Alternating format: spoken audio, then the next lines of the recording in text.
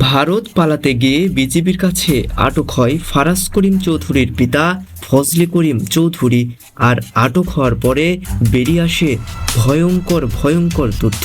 তারা ওপরে ওপরে মানবতা দেখালেও ভেতরে ভয়াবহ সন্ত্রাসী। চলুন বিগত বছরে ফজলে করিম চৌধুরীর কিছু অপকর্ম দেখে আসা যাক।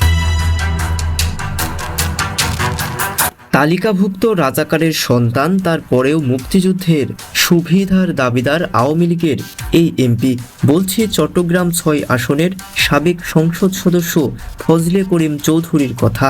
১৯৯৬ সালে প্রথম এমপি প্রার্থী হন ফজলে করিম চৌধুরী।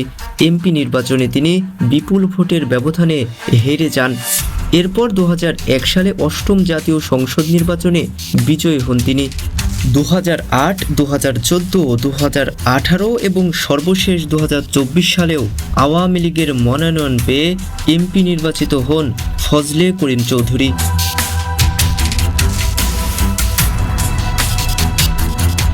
গত ২৪ বছর ধরে রাউজানের মানুষকে জিম্মি করে রেখেছিল এমপি ফজলে করিম এবং তার ক্যাডার বাহিনী।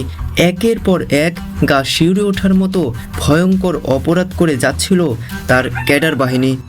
হাজার হাজার মানুষকে নির্মম অত্যাচার, নিপীড়ন, খুন, গুম, হামলা, মামলা, জমি দখল, ধর্ষণ, সংখ্যালঘুদের ওপর নির্যাতন, যৌন নিপীড়ন সহ এমন কোনো ঘৃণ্য কাজ নেই যা হয়নি তার এলাকায়।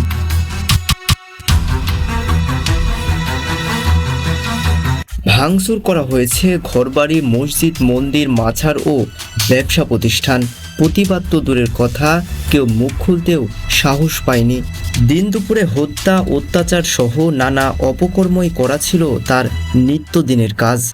গত ৫ আগস্ট রাতে ফজলে করিম চৌধুরীর বাগান বাড়ি থেকে এক কৃষক শ্রমিকের রক্তাক্ত লাশ উদ্ধার করে পুলিশ।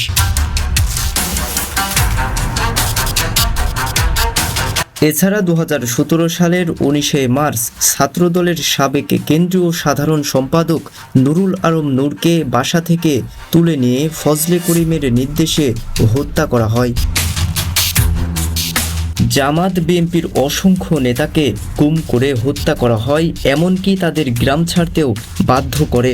গত কয়েক বছরে জামাত বিএনপির নেতাকর্মীদের নামে ৫০টিরও বেশি করে মামলা দেওয়া হয়।